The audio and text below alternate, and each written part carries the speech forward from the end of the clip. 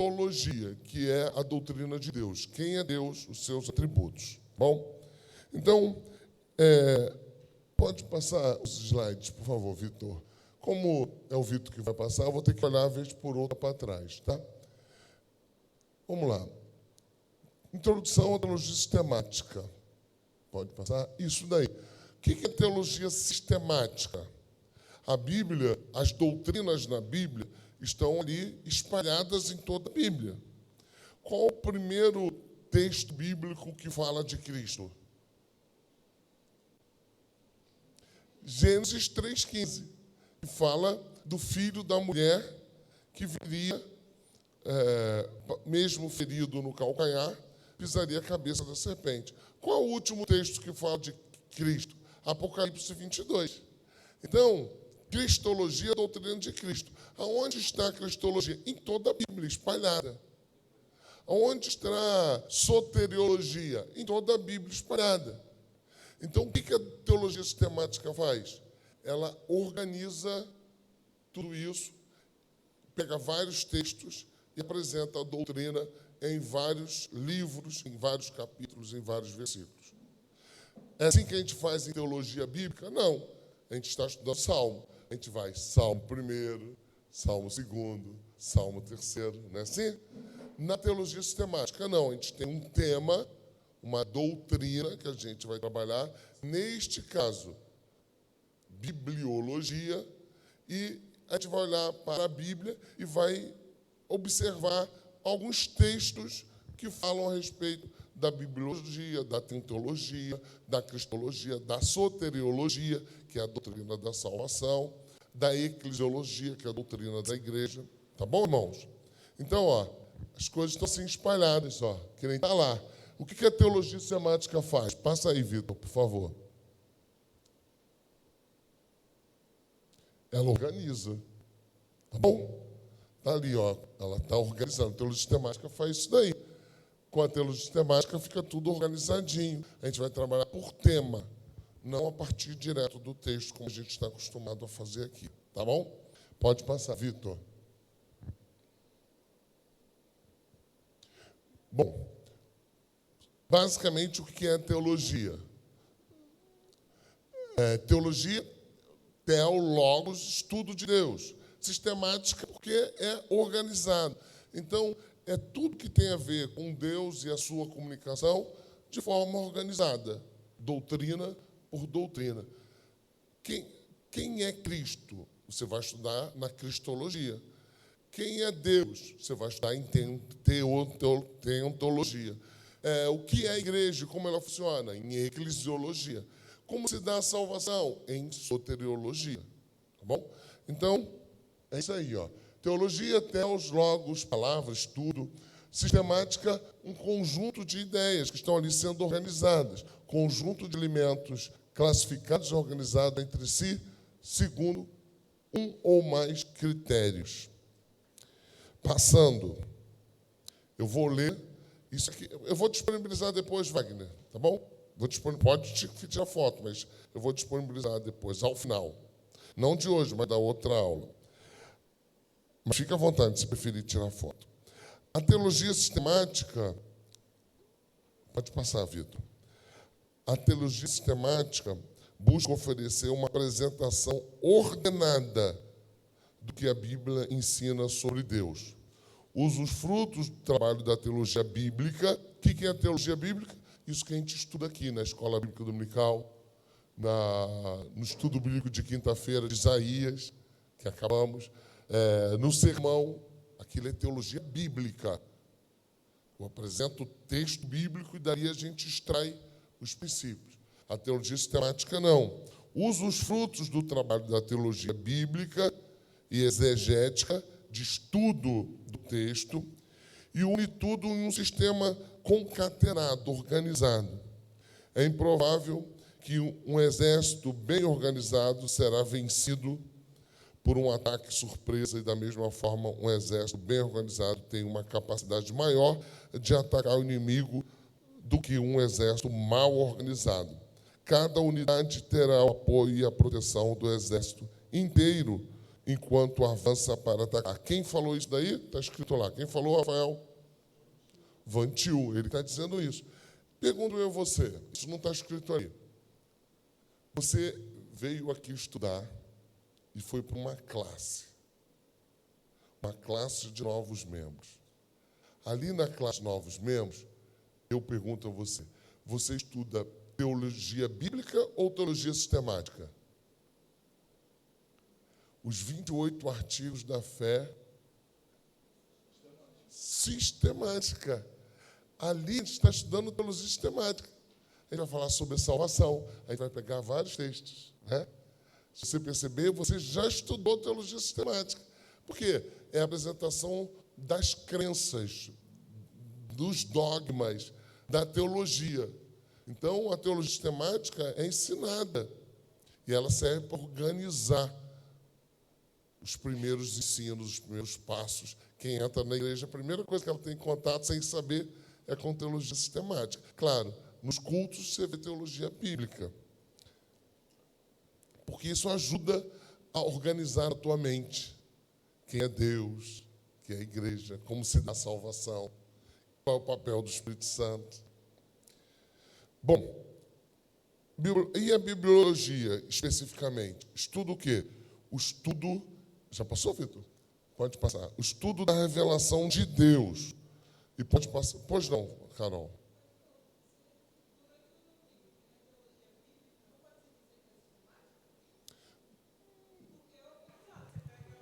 Mas não é. Por quê? Eu não apresento um tema tipo cristologia, ou seja, a doutrina de Cristo. A Carol perguntou, eu não posso dizer que o sermão domingo é teologia sistemática? Não. Por quê? Eu não falo, irmão, hoje nós vamos falar sobre cristologia, a doutrina de Cristo. Vamos ver alguns textos que a Bíblia fala sobre Cristo. Abre em Efésios, abre em Salmo, abre em Gênesis. Não. É teologia bíblica no domingo à noite. Por quê? Eu abro o texto e aí eu não vou propor nada. É o texto que propõe tudo o que ele quer propor e falar. Percebeu? E não a gente. Então, na teologia sistemática, você propõe um tema. Qual o tema? Nesse caso de hoje, bibliologia. E a gente vai buscar na Bíblia o que a Bíblia fala na Bíblia. Já quando a gente vai estudar teologia bíblica, a gente abre a Bíblia e a Bíblia fala o que ela quer falar, no texto que está separado. Na ordem de importância, o que é mais importante? Já vou fazer a provocação a vocês. Na ordem da importância, o que é mais importante? Teologia bíblica ou teologia sistemática? Bíblica. Por quê? Se você tiver uma má teologia bíblica, você pode construir uma teologia sistemática errada. Você pode estabelecer crenças equivocadas. Uma teologia com dogmas, com crenças erradas. Ok? Se você pergunta aos testemunhos de Jeová sobre quem é Deus, eles têm uma teologia sistemática para dizer quem é Cristo. Ele tem uma teologia sistemática para falar quem é Cristo. Mas qual o problema da teologia sistemática deles sobre Cristo? É que a teologia bíblica deles é comprometida acerca de quem é a pessoa de Cristo. Mas a teologia sistemática é importante para a gente organizar as doutrinas e comunicarmos a nossa crença. Ok? Bom, que iremos tratar em bibliologia? Pois não, Rafael.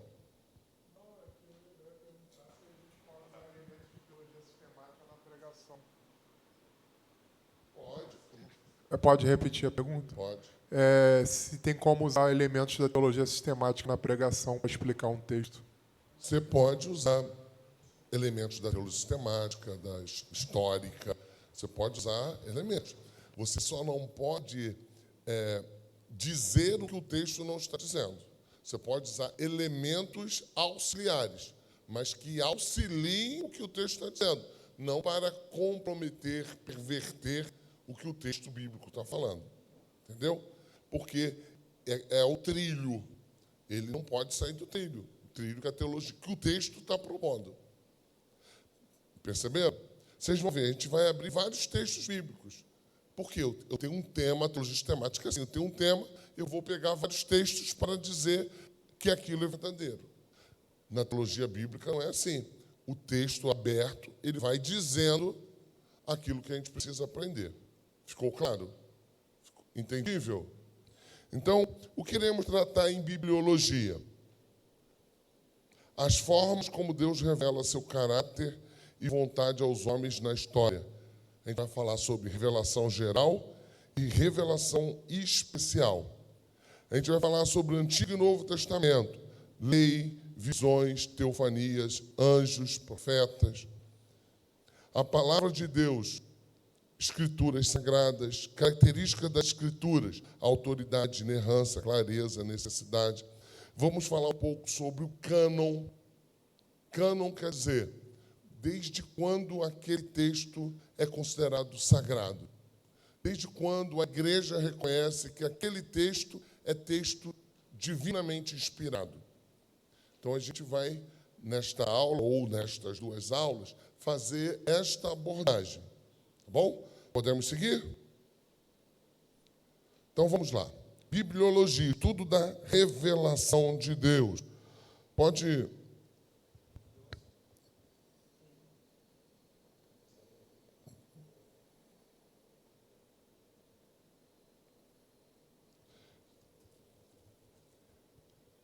Falando sobre a Bíblia, o que ela é? Ela é uma revelação. Você já ouviu falar muitas vezes disso, né? Revelação. A gente ouve falar de chá revelação. O que é isso? É algo que está contido, escondido, e é o quê? Revelado, comunicado. Então, revelação, de modo geral, é a apresentação de algo que está oculto, como o sexo de um bebê que é revelado pelos pais no que é comumente conhecido como chá-revelação. Na teologia, a revelação é um ato de Deus revelar. Existe um autor que está falando, que está revelando. Isso é chamado de os oráculos de Deus. É Deus revelando, comunicando. A Bíblia, Paulo vai usar a seguinte expressão: o mistério de Deus antes oculto. Qual é? Você já deve ter ouvido isso. Qual é o mistério de Deus antes oculto? É Cristo. Toda a Bíblia ela vai sendo construída para falar de alguém que vai vir. Cristo é o personagem principal. Então, Deus vai descortinando, revelando. Em dado momento, por intermédio de visões, de sonhos, de teofanias. E a partir de determinado momento, Deus torna isso escriturístico, ou seja, registrado em texto. Na teologia, a revelação é o ato de Deus revelar o seu caráter e vontade aos homens. Algo que estava oculto, mas passa a ser revelado. Existem dois tipos de revelação. Paulo vai falar disso muito claramente no capítulo 1 da carta aos Romanos. Existe um pensador que vai falar bastante disso também, Tomás de Aquino. Eu não vou abordar ele aqui, mas ele trata muito desse tema. Existe uma revelação que é a revelação geral, Paulo vai falar isso, que a criação revela o próprio Deus. Então, Salmo 104, quando fala que os animais, as cabras monteses, as casas que estão no alto das montanhas, que estão parindo seus filhos, aquilo se dá, seus filhotes, porque Deus está ali sustentando. Os animais que estão no abismo do oceano, eles são alimentados pela mão de Deus. O homem, Salmo 104 fala, quando sai para trabalhar, é porque Deus sustenta o seu trabalho. Os astros celestes funcionam de forma harmônica para estabelecer sistema como o nosso sistema solar, porque Deus criou e está sustentando.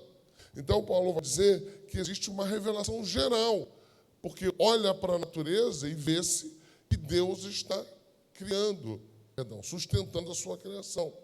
Essa é a revelação geral. de Deus. E existe uma revelação específica.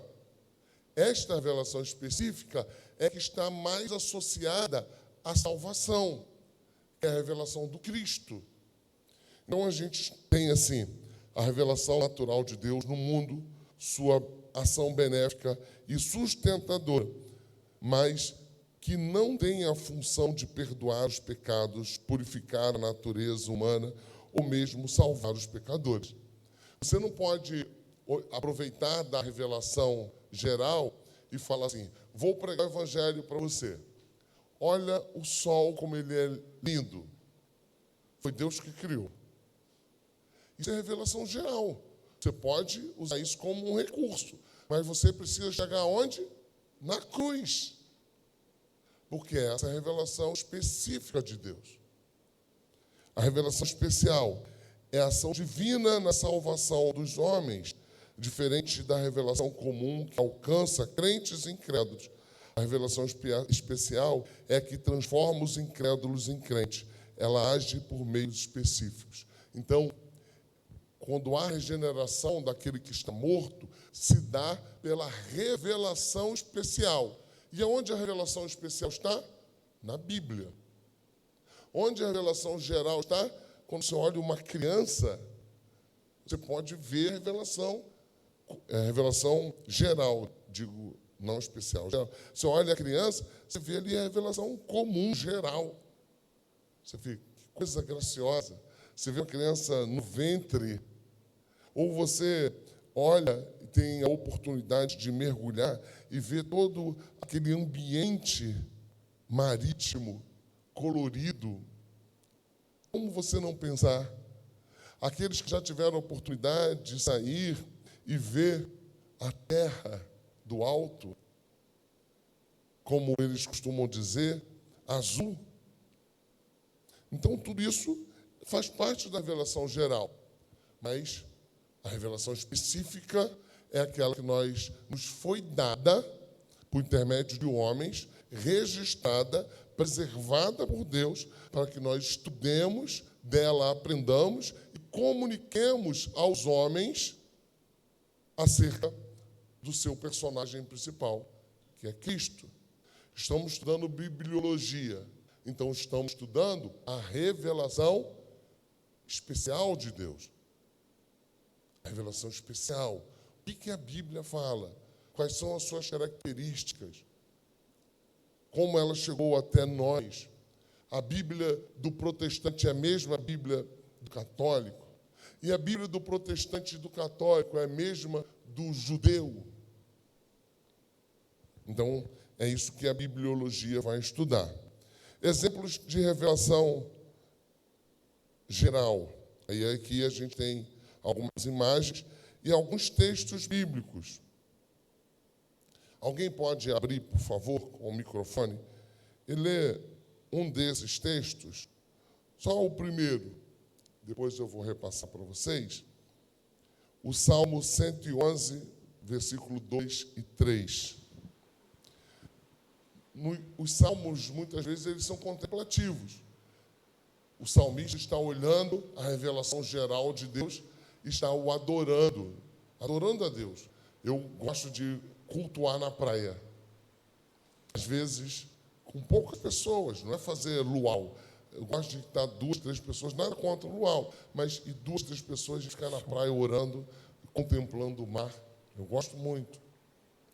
E os salmos, muitas vezes, eles são contemplativos. Alguém está olhando para a revelação geral de Deus. Pode ver, Rafael? Grandes são as obras do Senhor, consideradas por todos as que nele se comprazem.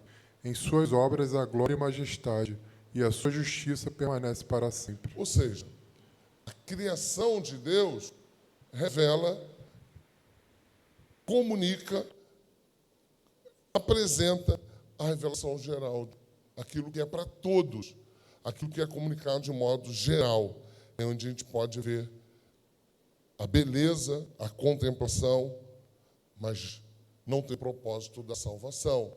A salvação vem pela Bíblia, pela comunicação da lei e do Evangelho. Pois não. Eu posso dizer que a revelação geral que vem através da natureza ela não é só uma contemplação da natureza, mas também está na razão humana? Ela está na razão humana na medida em que o homem pode captá-la pela sua capacidade sensorial. O homem olha, contempla, e de alguma forma ele fica pasmado com a estética, com a beleza da revelação geral. É comum que os povos não receberam o Evangelho conduzirem esse momento para um culto que não é a Deus. Mas Paulo vai dizer que eles são indesculpáveis mesmo assim. Por exemplo, é comum você, nas tribos indígenas da América, adorarem o sol, Tupã. Ou seja, adoram não o Deus que criou a natureza, mas adoram a natureza. Os aborígenes australianos, eles faziam totens de pedra, imagem de animais. Ou seja, ao invés de adorar ao Deus Criador, e é exatamente o que Paulo fala em Romanos 1, eles adoram a criatura, a criação. Eu perguntei porque eu não li ainda esse livro, A Metafísica do Aristóteles, mas eu já vi citações e alguns atributos que ele confere ao Deus que ele acredita bate muito com o Deus que a gente acredita. Por exemplo, falar que Deus é um ser de 100% alegria, que ele é o tempo todo alegre. Entendeu? Então, assim, realmente, eu não sei como ele chegou a essas conclusões, porque eu não tenho a capacidade que ele tem, mas, tipo, é uma coisa incrível mesmo. Depois a gente pode, se você quiser, posso aprofundar com você. Mas Aristóteles, em torno de 300, 400 anos de Cristo, ele chega a reconhecer que para que tudo o que existe, precisa existir um ser que não é parte desse sistema, que sustenta e cria tudo isso. Então, a gente pode dizer que ele tangencia a Deus, mas não há nada que a gente possa dizer que ele adorava esse Deus. Ele chega, por meio da razão, à conclusão que, para que tudo isso exista, precisa haver um ser que não é igual à criação, que faz com que essa criação se desenvolva e seja sustentada. Porque se for igual, não faz sentido, não faz lógica, não está dentro da razão. Precisa ser um ser distinto, diferente. É o que ele chama de motor não movido. Motor não movido. Muito bem. Mas, exemplo da revelação especial. Vou pedir a vocês teologia sistemática. Então, a gente tem vários textos aqui, e depois eu vou disponibilizar para vocês, mas o meu objetivo não é ler todos os textos, mas trabalhar com os conceitos, com as ideias. Vamos recapitular? Vamos recapitular para organizar, já que estão falando de teologia sistemática. Qual a diferença de teologia sistemática e teologia bíblica? Teologia sistemática, a gente pega um conceito, uma ideia. O que a Bíblia fala de Cristo? Cristologia. A gente vai pegar vários textos bíblicos e ver o que a Bíblia fala de cristologia. Teologia bíblica é diferente de teologia sistemática. Como é teologia bíblica? É aquilo que a gente faz todo domingo de manhã, que a gente fez no estudo de Isaías, que a gente faz nos sermões. A gente abre a Bíblia e a Bíblia diz o que ela quer que a gente fale. A gente vai discorrer do que está escrito ali. Teologia sistemática, não. A gente pega um tema, cristologia, teologia, bibliologia, e a gente olha para ver o que a Bíblia vai falar em vários lugares a respeito desses temas. Ok? O que a gente está vendo hoje? Bibliologia. Então, chegamos ao ponto de fazer distinção entre revelação geral, que é a natureza, a criação, e revelação especial. A revelação especial é aquela comunicada por Deus, um fim específico, revelar os seus atributos, apresentar o plano da redenção, falar acerca do Cristo de Deus. É por meio da revelação especial que o homem conhece a Deus de forma profunda, o seu estado, e é alcançado para a regeneração e a vida eterna. Ok? Então vamos lá. Alguém abre lá, por favor, em Deuteronômio 18 a 20. Passa aí o microfone, por favor, Beno, para quem está em casa poder ouvir. Quem é que vai ler? Rafael, fica responsável pela leitura, porque aí me facilita, fica mais dinâmico, tá bom? Deuteronômio 18, 18 a 20. Suscitar-lhe-eis um profeta do meio de seus irmãos, semelhante a ti, em cuja boca porei as minhas palavras, e ele lhes falará tudo o que eu lhe ordenar. Então, leu até o 20? Não. Ah, De todo aquele que não ouvir as minhas palavras, que ele falar em meu nome, disso lhe pedirei contas.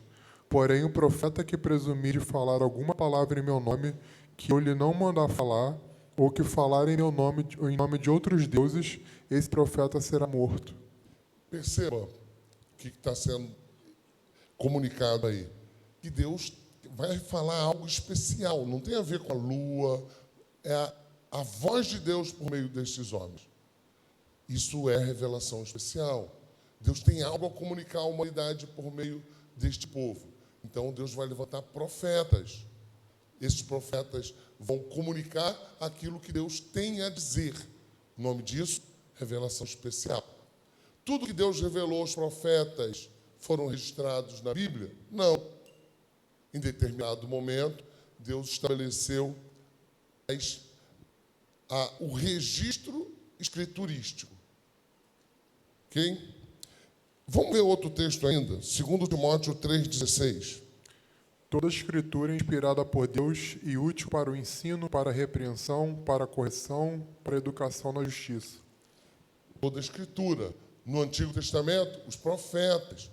Já Paulo vai dizer a Timóteo, toda a escritura é útil para esse fim.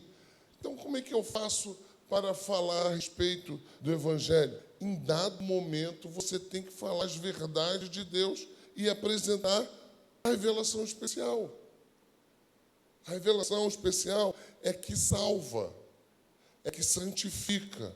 Por isso que a igreja precisa estar em torno desta revelação especial, a Bíblia. Pode passar, Vitor?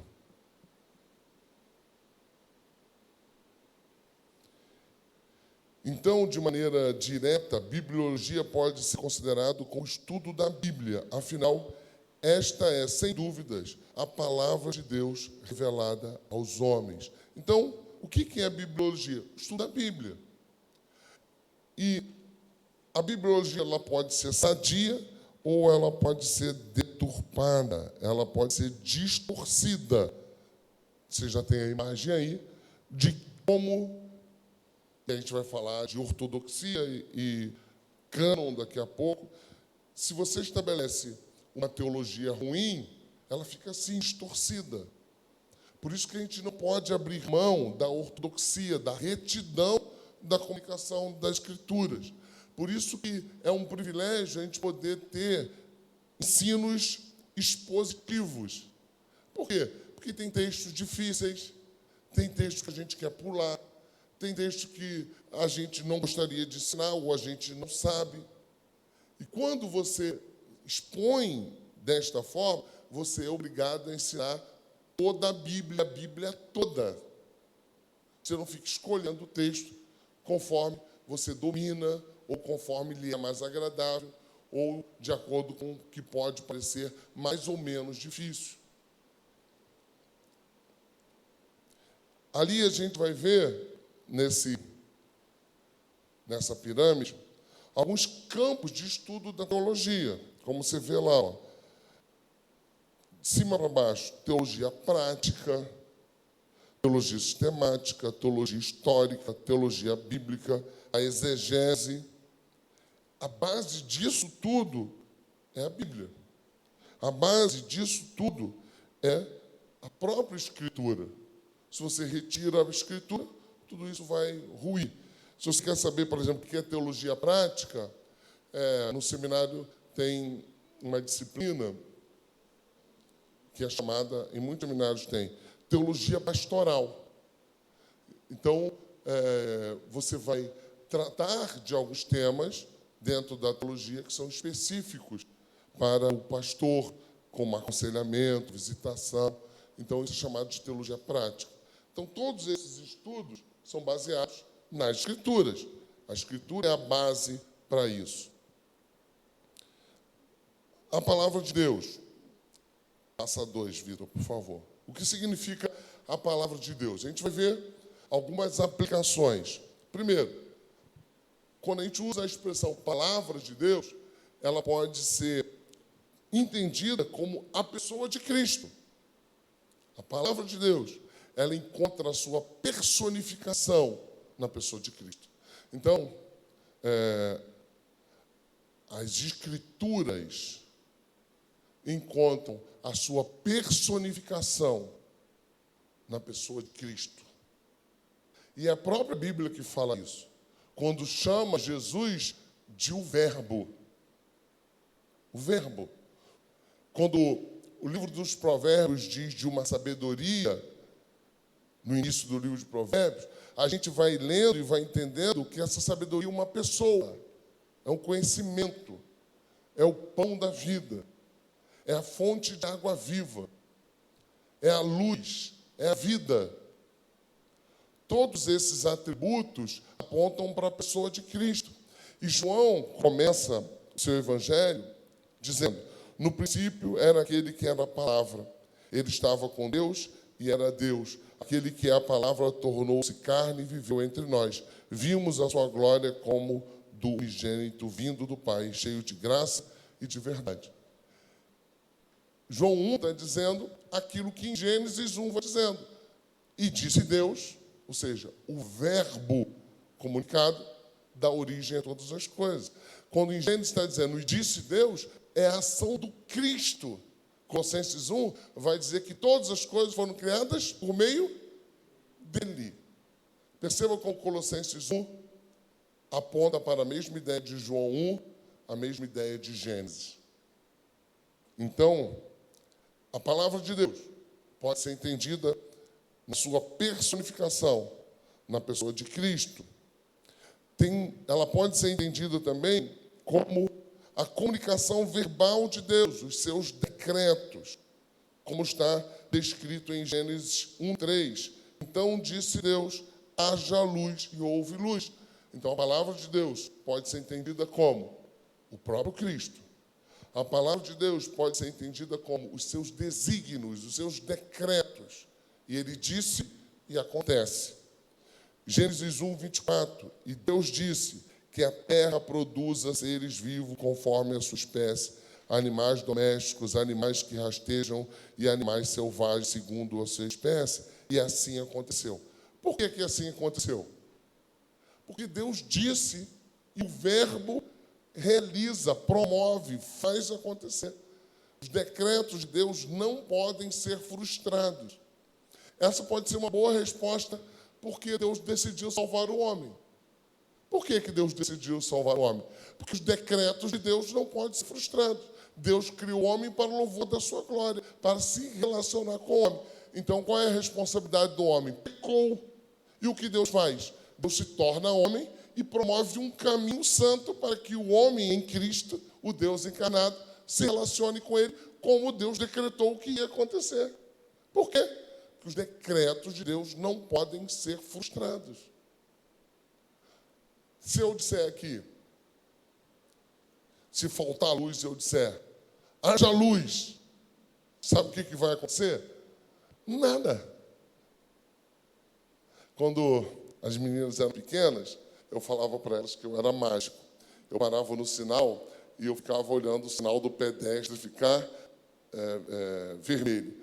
E aí, quando ia começar a piscar aquela transição, eu falava, vou contar de 1 até 3, até 5, e o sinal vai ficar verde. Eu olhava o sinal ali, lateral do pedestre, e elas, como que você sabe, papai? Aí hoje eu paro no sinal com elas e falo, olha só, o sinal vai abrir, eu vou contar. Elas, Então, não acontece nada se eu decretar. Mas a palavra de Deus diz e acontece. Então, é o verbo encarnado, é também a revelação dos seus decretos. A palavra de Deus também ela pode ser medida e verificada na aplicação pessoal. Gênesis 2, 16 e 18. O Senhor Deus ordenou ao homem, de toda a árvore do jardim você pode comer. Perceba, Deus não está falando de modo geral. Agora é uma comunicação específica que visa relacionamento, que é para ser aplicado na vida humana. Muitas vezes comunicando a sua lei, a sua vontade.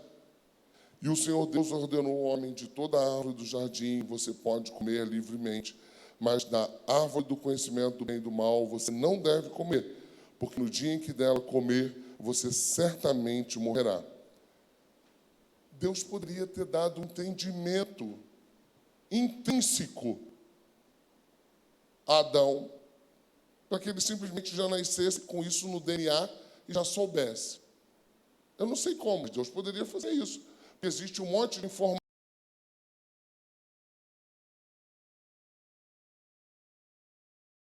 Ele já consultava o HD, mas não é assim.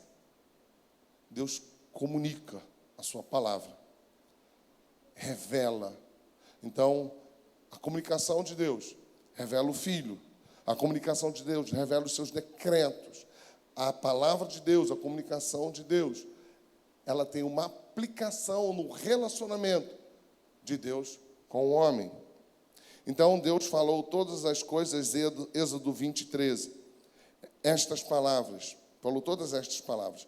Eu sou o Senhor, seu Deus, que o tirei da terra do Egito, da casa da servidão.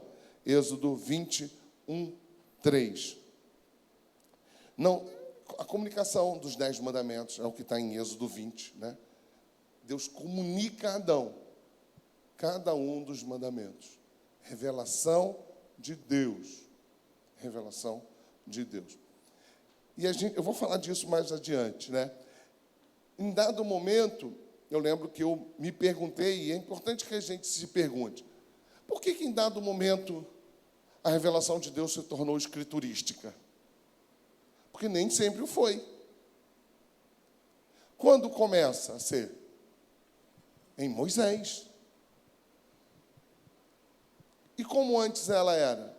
Por tradição oral. Quando você estuda antropologia, quando você estuda história, você conhece uma coisa que, para nós, sobretudo no mundo ocidental, é pouco conhecido: a tradição oral. Você vai para determinadas regiões do mundo, as pessoas repetem as mesmas informações que elas receberam de seus pais, de forma precisa. E isso, para o historiador, para o antropólogo, é documento, e é chamado de tradição oral. E tem valor, é relevante. E era assim comunicado. Perceba, quando Deus vai se apresentar a Moisés, ele diz: eu sou o Deus de Abraão, Isaque e Jacó. E Moisés não tem dúvida a respeito de quem é Deus. Ele sabe. Perceba que também no início do ministério apostólico, como que diz? Que eles viviam em comunhão, dividiam o pão, oravam e partilhavam o ensino dos apóstolos. E por que tornou-se escriturístico a partir de determinado momento? Porque já no primeiro século vão começar a surgir falsos apóstolos. Então, aquilo que os apóstolos, ou aqueles a quem eles delegam, escreve, é considerado texto sagrado, inspirado. Mas, em dado momento, é só no falar, no repetir. E eles repetiam aquilo de forma precisa, até que aquilo começou a corromper-se. Então, para que aquilo não se perdesse, tornava-se escriturístico. Foi assim com Moisés, foi assim com os apóstolos. Foi assim a partir de Moisés, e foi assim com os apóstolos. Tanto é que os textos do Novo Testamento, eles não vão ser escritos imediatamente. Eles não vão ser escritos imediatamente. Fica a tradição oral. Aquilo que os apóstolos estão falando é a voz de Deus. Os apóstolos estão à semelhança dos profetas no Antigo Testamento. Tudo bem, gente? Tudo bem? Podemos seguir?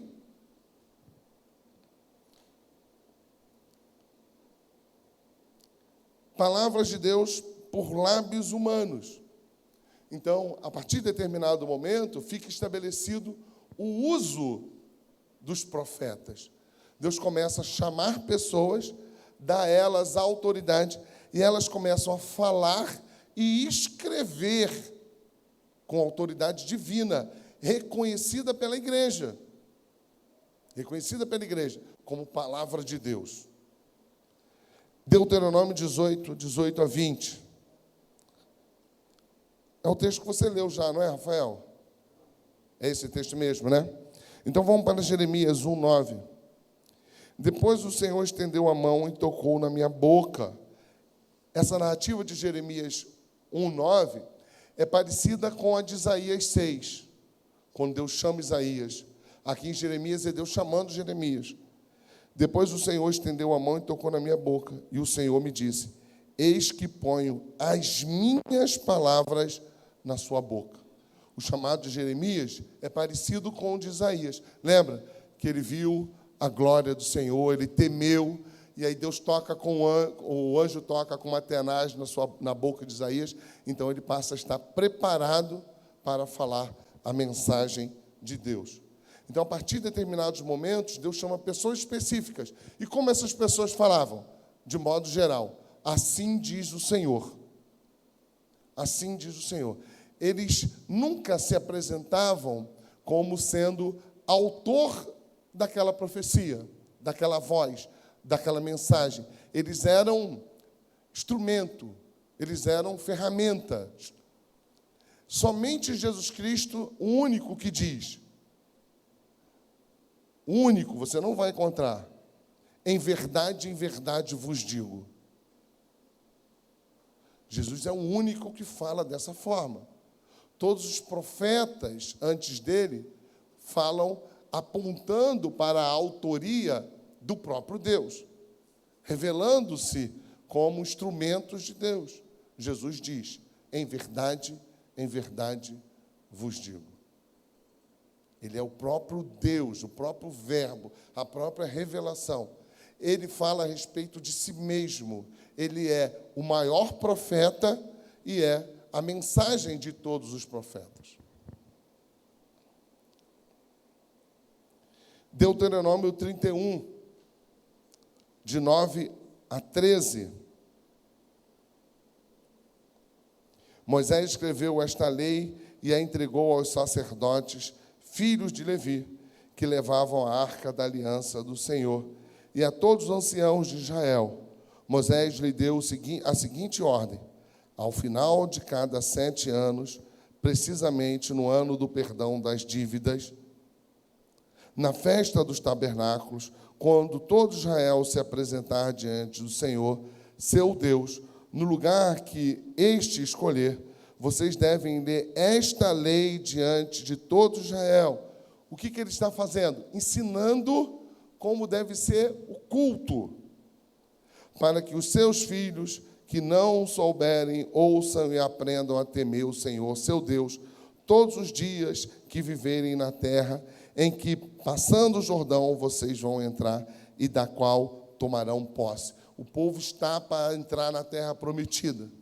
O profeta não vai. Então, Moisés está dizendo: vocês precisam se reunir e fazer como Deus está falando. É a revelação especial de Deus, por meio do profeta, daquele que abre a boca e fala: assim diz o Senhor. Em Israel existiram falsos profetas. Na época dos apóstolos, falsos apóstolos.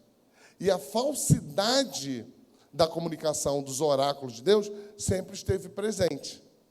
Sempre esteve presente. O livro de Judas é escrito para combater isso. O livro de Pedro, em parte, é escrito para combater isso. Tiago combate isso. Paulo combate isso.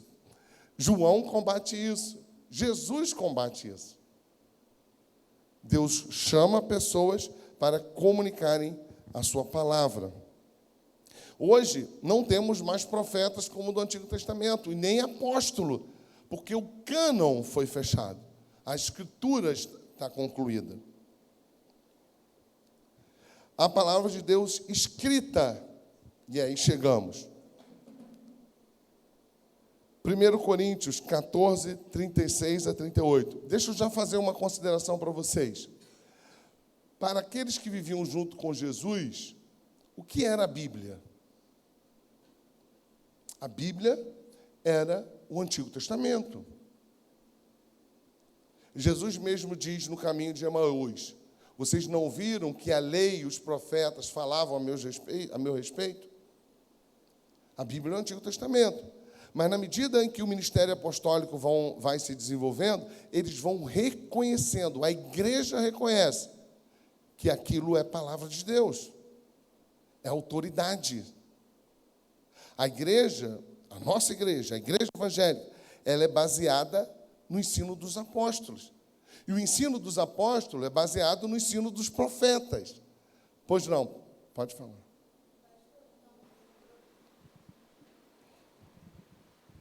Som.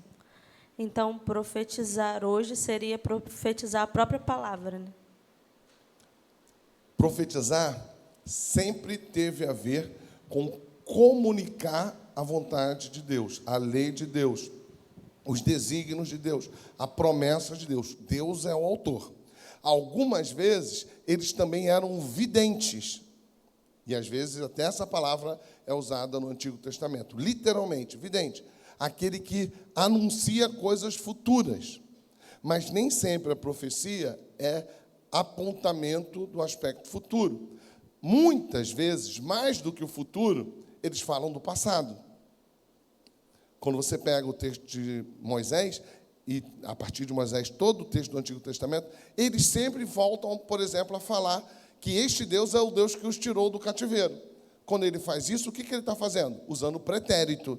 Olha para trás e lembra do que aconteceu, mais do que fala do futuro. Então, profetizar, voltando à tua pergunta, é falar a mensagem de Deus. Isso é profetizar. Quem é chamado a falar a palavra de Deus? Do ponto de vista da originalidade, os profetas. No Novo Testamento, os apóstolos. E por que eu estou falando de originalidade? Porque quando a gente abre Deuteronômio 6, é dito que os pais precisam fazer o quê? Ensinar os filhos a palavra de Deus. De que forma? Andando, no trabalho, sentado, Deuteronômio 6, colocando amarrado na testa, nos umbrais da porta.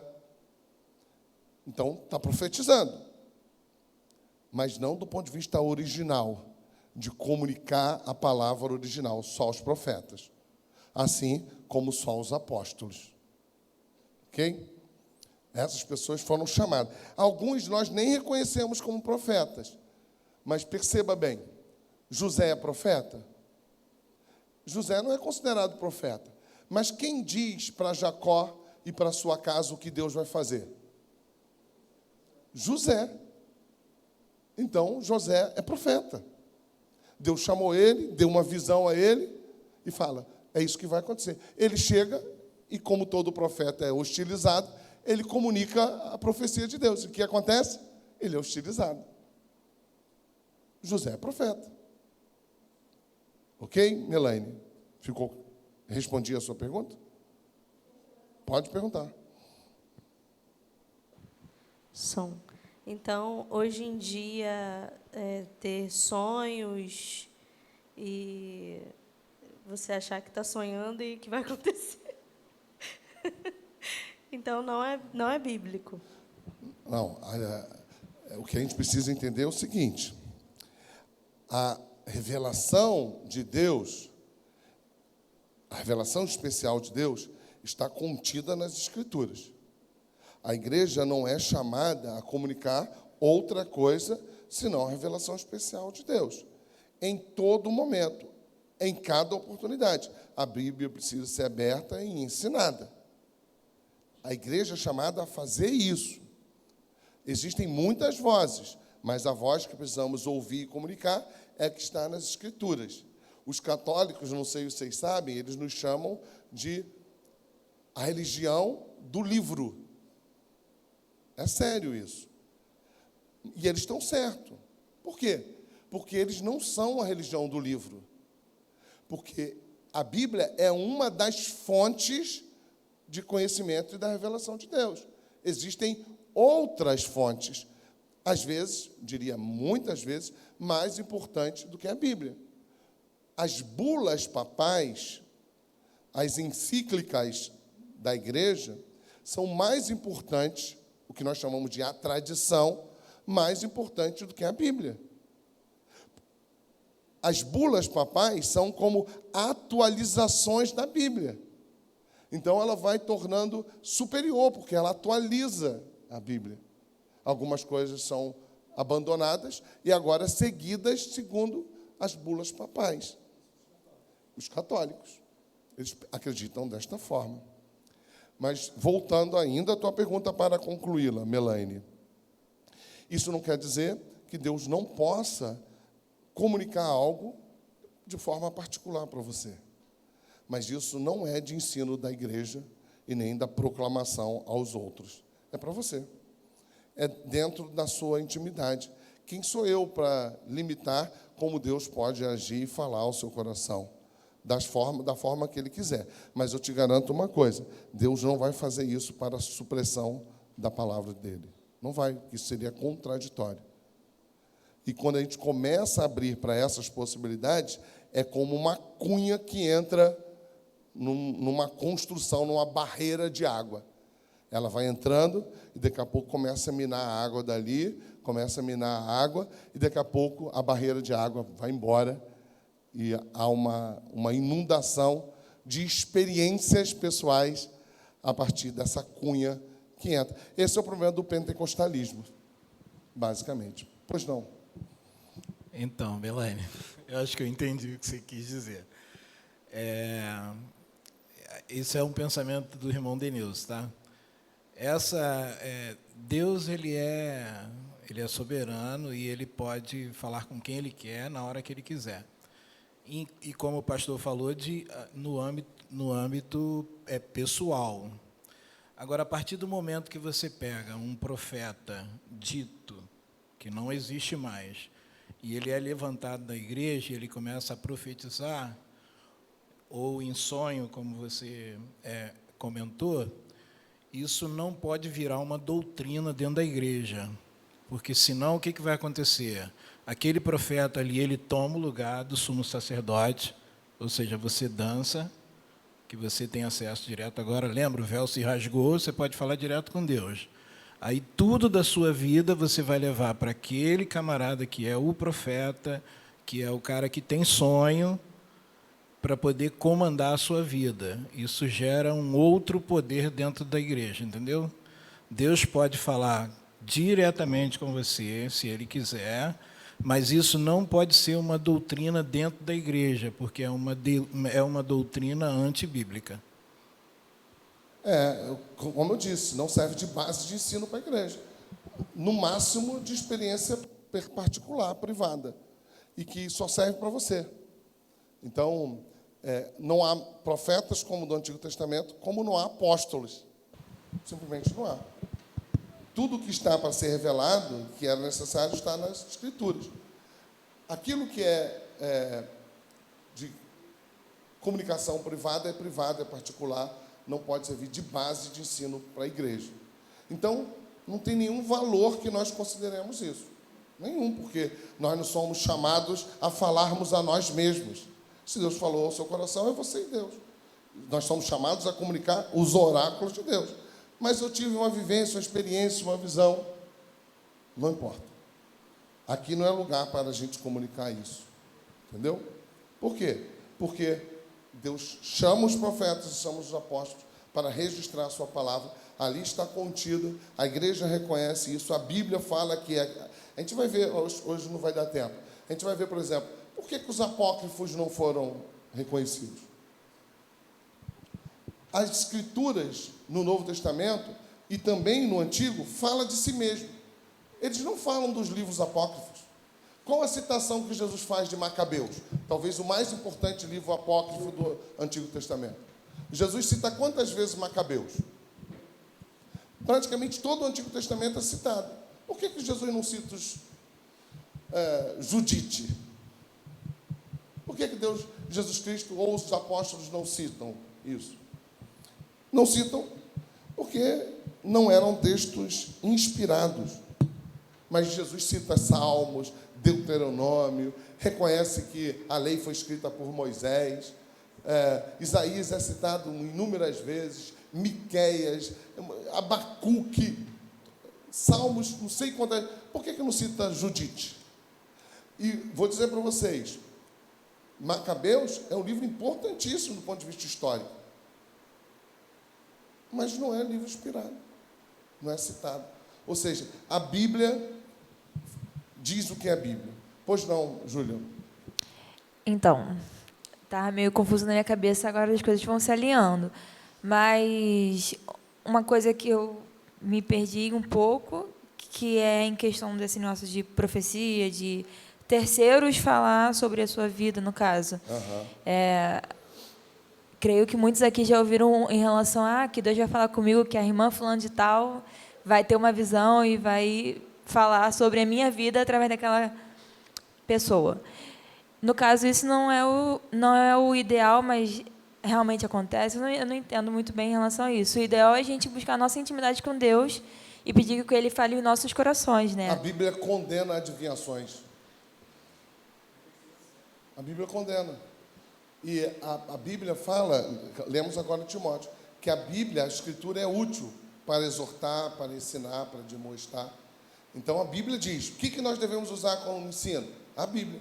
Deuteronômio 6, o povo vai entrar na terra prometida, vai estar em contato com as escrituras, com a cultura dos vários povos cananeus. O que Moisés diz que o povo deve ensinar, os pais devem ensinar os filhos? A Bíblia, os preceitos do Senhor. Então, quando Neemias reúne o povo, depois do período do cativeiro, eles ensinam o quê? A Bíblia. Na época de Josias, a Bíblia foi encontrada, estava escondida, perdida. O que eles voltam a exercitar? O ensino da Bíblia. Então é sempre a Bíblia. É tolice ficarmos buscando revelações extra-bíblicas. Porque isso não é novo, não, isso sempre existiu. Na época de Jesus isso existia, na época dos apóstolos a gente vê em Atos, né? Algumas vezes a gente vê isso Saul, a gente vai ver isso por ações demoníacas. Às vezes a Bíblia vai falar de um falso mestre que falava falsamente. Ele tem uma mula que fala. Vocês sabem quem é? Esse profeta? Qual o nome dele? Balaão. Ele vai falar falsamente, aí Deus não permite e obriga ele a falar a verdade. Aí ele vai lá, várias vezes, ele vai falar falsamente, que estão comprando ele para ele falar falsa profecia. Aí ele chega lá para falar a mentira, aí ele abre a boca, fala a verdade. Caramba, não é para isso que eu estou sendo pago. Mas Deus não permite que ele fale a mentira. Por quê? Porque isso é uma prática de sempre, não é novo não. Mas nós somos chamados a falar das Escrituras. Fugir dessas revelações. Eu posso garantir, essas revelações não são de Deus. Deus deixou as Escrituras. Por mais que acerte. Por mais que fale a verdade. Satanás, para tentar a Jesus, ele fala as Escrituras. E fala a verdade. Mas verdades envolvidas com ações malignas, perversões. Entendeu, Júlio? Pois não. Pastor, só um comentário. Eu entendo isso que a Júlia falou, porque assim, eu vivi durante muito tempo numa igreja que falava-se muito isso de revelações extrabíblicas. E eu tive sempre muita dificuldade, até, por exemplo, quando eu ia, seja numa visita na casa de alguém, porque eu ia pregar, falar da palavra, eu tinha muita dificuldade, porque quando eu li a Bíblia a gente vê hoje que se Cristo se revelou através da Bíblia. Ela é a própria revelação para nossas vidas. Só que sempre se falava no seguinte, mas você tem que ler e tem que buscar uma revelação diferente para esse texto. Você tem que falar algo que está diferente. Não pode falar a mesma coisa. E a gente tem aprendido que o Evangelho ele é repetido.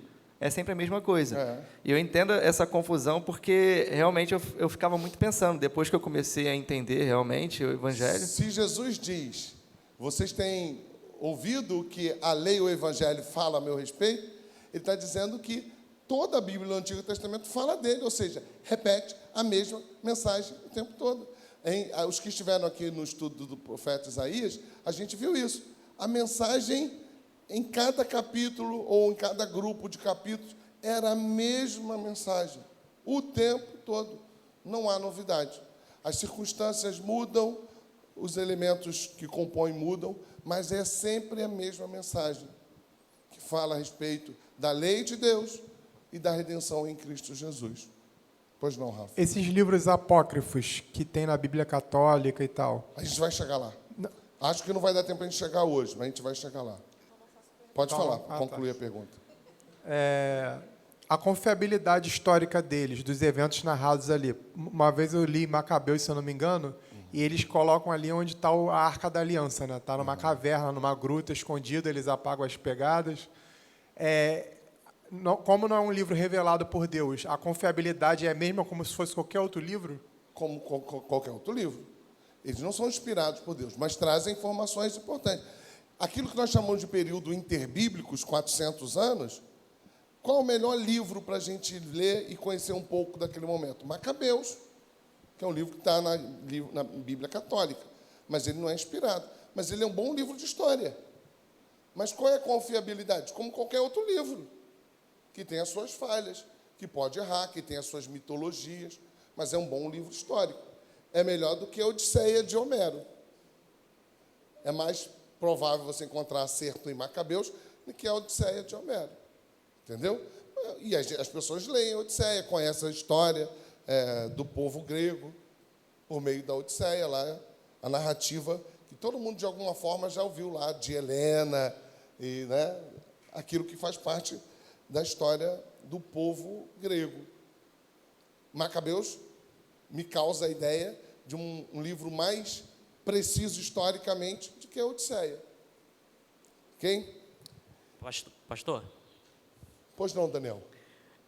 Sobre essa questão de profecia, eu conheço o caso de uma irmã que ela estava grávida e a gravidez dela era de risco, né? E o médico havia passado para ela, né, que ela estava tendo sangramentos e tal.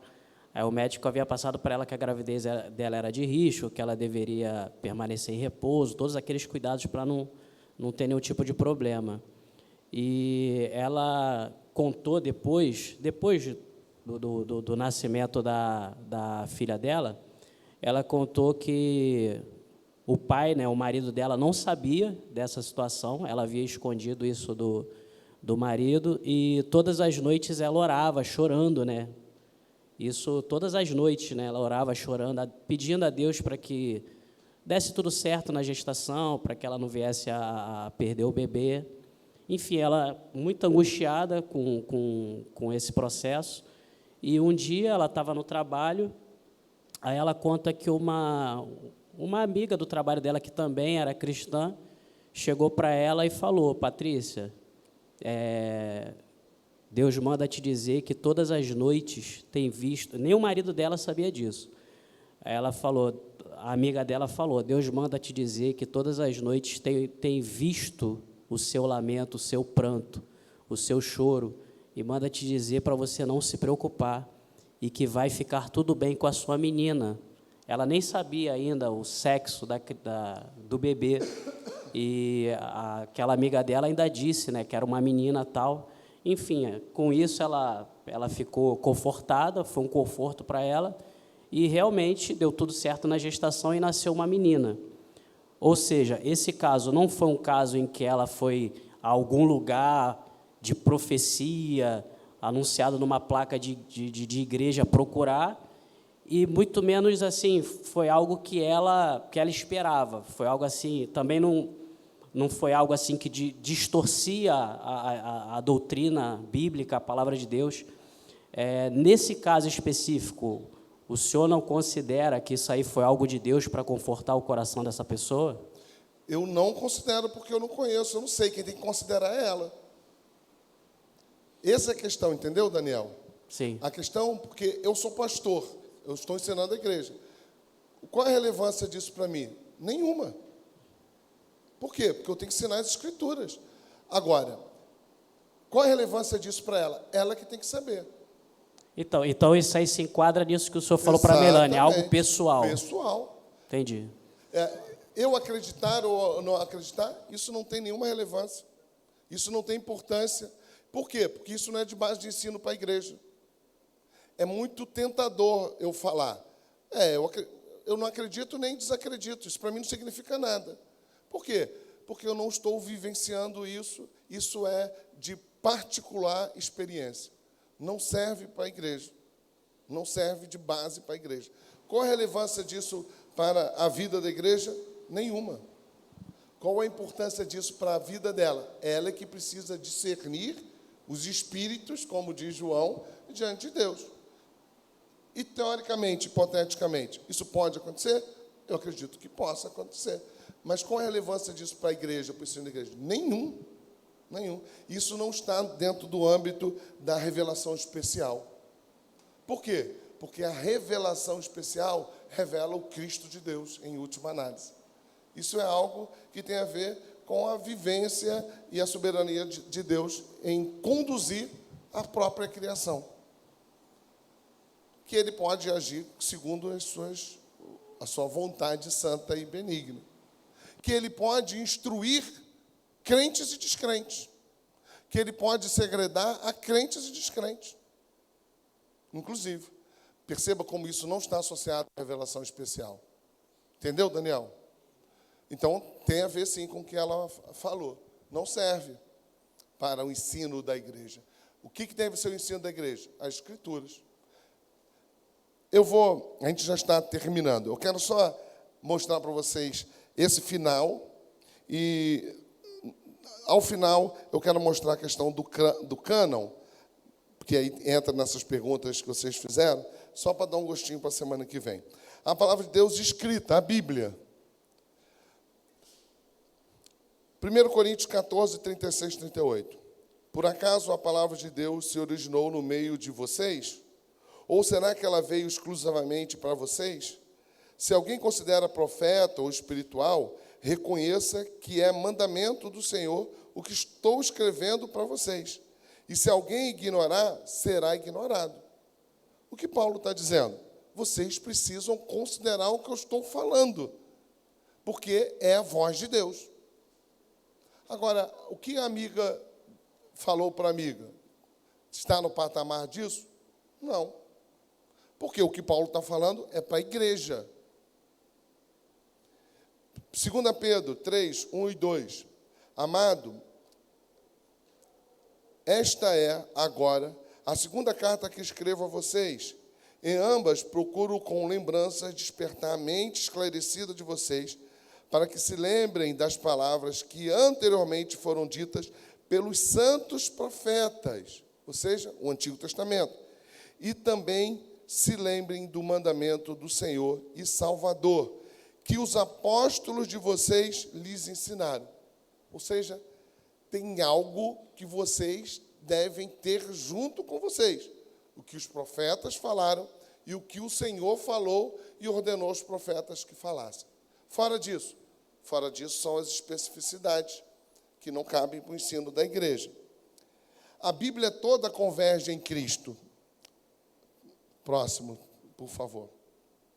E esse é o último, e eu vou só apresentar o início do outro, porque eu acho que é útil para o nosso ensino. A Bíblia converge em Cristo. De todas as formas da palavra de Deus, o ponto de convergência de nosso estudo é a palavra de Deus em forma escrita. Isso vai respondendo. Isto é, a Bíblia. Essa é a forma da palavra de Deus disponível para estudo, pesquisa pública, exame repetido e com base para discussão uns com os outros. Ela nos fala sobre a palavra de Deus e para ela nos conduz como uma pessoa, ou seja, Jesus Cristo. As palavras de Deus proferidas por lábios humanos deixaram de ser dadas quando cânon do Novo Testamento foi completado, e a gente vai ver isso mais adiante. Quem está dizendo isso é o Wayne Grudem. Desse modo, essas outras formas de palavra de Deus são inadequadas. Eu disse isso, o Denilson falou isso, e é isso que os apóstolos ensinavam. Inadequada como base principal para estudos em teologia, ou seja, da palavra de Deus. O que Paulo recomenda? Aquilo que está sendo ensinado. O que Pedro recomenda? Os profetas e a palavra dos apóstolos. Extrapolou isso, é mensagem extra-bíblica, que pode ter verdade, mas pode não ser. Qual o interesse da igreja por isso? Deus estabeleceu uma forma de comunicar, que é por meio das Escrituras. Passa aí, por favor, quero só ler o início, cânon das Escrituras. Deuteronômio 4, acho que isso nos ajuda. É o início da aula da semana que vem, que é a conclusão. Ó, Deuteronômio 4, 2 e também 32, 47. Quem está falando isso? Moisés. Quando Moisés morre, a Bíblia está escrita. Que Bíblia? A Bíblia que eles tinham na mão até aquele momento, que é a lei, que são os 5 primeiros livros. Ali já é Bíblia? Ali já é Bíblia. Desde que Moisés escreveu os primeiros 5 livros, ali já é Bíblia. E ela vai sendo acrescida, até chegar ao período dos apóstolos. Então percebam o que Moisés vai dizer. Nada acrescentareis à palavra que vos mando, nem diminuireis dela, para que guardeis os mandamentos do Senhor, vosso Deus, que eu vos mando. Porque essa palavra não é para vós outro coisa vã, antes é a vossa vida. Você vai encontrar isso várias vezes nas Escrituras. O Salmo 119 fala isso várias vezes, que a palavra do Senhor é lâmpada para os nossos pés. Você vai encontrar em outro momento, escondi a tua palavra no meu coração para não pecar contra ti. É vida, é fonte de vida. Porque esta palavra não é para vós outra coisa vã, antes é a vossa vida. E por esta mesma palavra prolongareis os dias na terra, a qual, passando o Jordão, ides para possuir. Na semana que vem, a gente vai ver... Passa aí, Vitor, por favor. A gente vai falar sobre isso. Sobre o cânon. Como que se deu isso? Só para vocês saberem. Quando Jesus está na terra como homem, o cânon já está fechado. Já existem os livros, como falei, Judite, Macabeus, mas eles não consideram como histórico. A organização da Bíblia judaica é a mesma que a nossa? Não. Para vocês terem uma ideia, isso que nós chamamos de os profetas menores, eles chamam de um livro só, os 12. Não há divisão do livro dos reis, não há divisão de Esdras e Neemias. Mas, se você olhar essas especificidades, a Bíblia judaica é a mesma da Bíblia protestante. O Antigo Testamento da Igreja Protestante é o mesmo da Bíblia judaica. A organização muda. Às vezes, para a gente, são 2 salmos, como eu mostrei para vocês, o Salmo 9 e o Salmo 10, para eles é um salmo só. Às vezes, você pode observar, Esdras e Neemias, que nós separamos, para eles é um livro só. Livro dos Reis, um livro só. Ou então, o livro de Esdras e Neemias, Esdras 1 e Esdras 2. Essas mudanças de organização. Mas é a mesma Bíblia. Já a Bíblia católica é diferente. E aí, você pode pensar, sempre foi diferente?